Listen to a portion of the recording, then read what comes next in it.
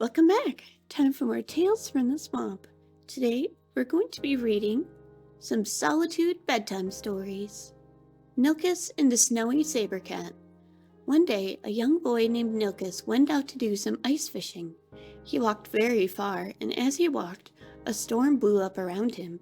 Soon, the snow was falling too heavily for Nilkus to see. He decided to wait out the blizzard in a nearby cave. While he waited, he heard a deep growl, and a snowy saber cat emerged from the white fog of the storm. It gave a mighty roar and entered the cave. Nilkus was terrified. He had no weapons capable of fighting such a mighty beast. He braced himself for an attack as the cat roared and growled. Then, Nilkus noticed the snowy saber cat was limping. When he looked closer, he saw a large thorn in the cat's paw. Gathering all of his courage, instead of running from the beast, he moved closer and extracted the thorn. The snowy saber cat roared in pain, but then relief swept through it as the agony receded. The thankful cat licked Nilkus's face and hands, then curled up beside him. Later, when the storm was still too dangerous for Nilkus to venture out, the cat left and brought back game for the two to share in the warmth and safety of the cave. When the storm cleared, Nilkus and the cat emerged from the cave. From then on, they traveled together and remained lifelong friends. Oh, that's so nice! I love that! I was worried that the saber cat was gonna eat him, but I'm glad that didn't happen. Never talk to strangers. Never talk to Reachmen, they'll eat you in the night. Never talk to Easterners, they'll only want to fight. Don't say hello to orcs, they always seem to smell. Don't say hello to Redguards, all they do is curse and yell. Never speak with elves, they are aloof and brusque and very rude. Never speak with Imperials, they'll only want to share their foul mood. Don't make friends with Argonians, they're cold and wet and slimy. Don't make friends with Khajiit, they'll take anything that's shiny. Never talk to Bretons, they're just as bad as elves. Never talk to strangers, we Nords must keep to ourselves. Ugh. When you play Skyrim, you hear a lot of that. The Jarl's new robes. There was once a Jarl who was incredibly vain. He loved his fine clothes more than anything in the world, and often neglected his duties in favor of finding and purchasing new outfits. One day, two skeeving criminals calling themselves tailors made their way to the hold. They told the Jarl that they could weave him exquisite clothes in the most beautiful colors and designs.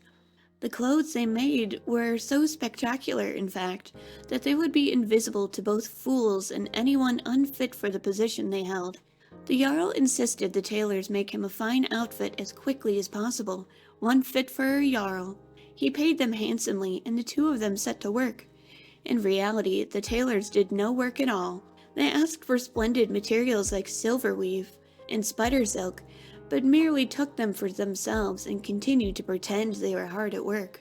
They asked for sweet rolls and pies, and slept in lavish beds in the Jarl's longhouse, while they pretended to toil away. Eventually, the Jarl asked how his clothes were coming along.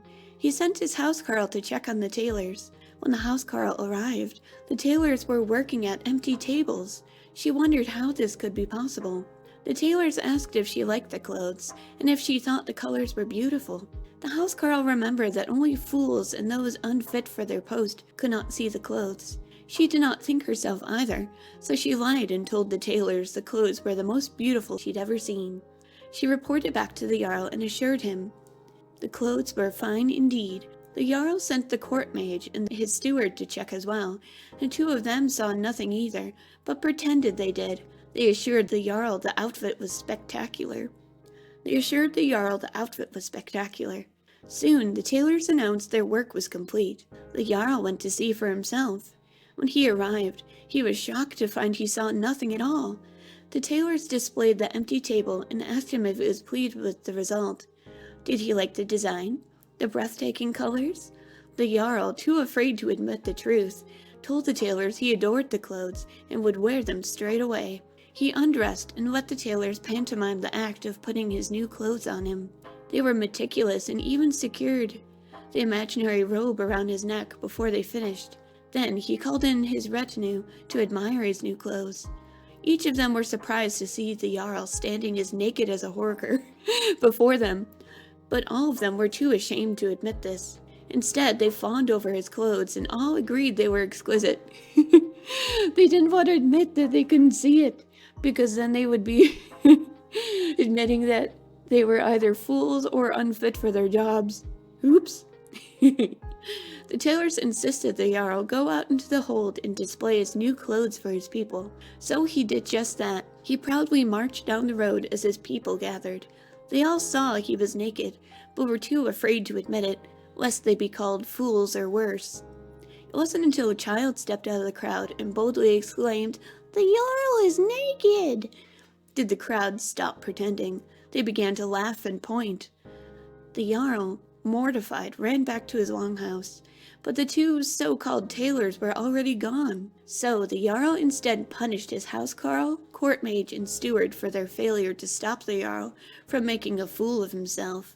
He chopped off their heads personally, and with a very real and solid axe. Oh God. Oh no. Oops. That was a fun story.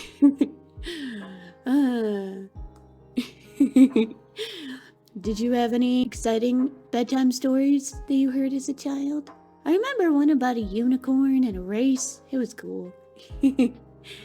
Anyway, thank you so much for joining me. I hope you have a very comfy night.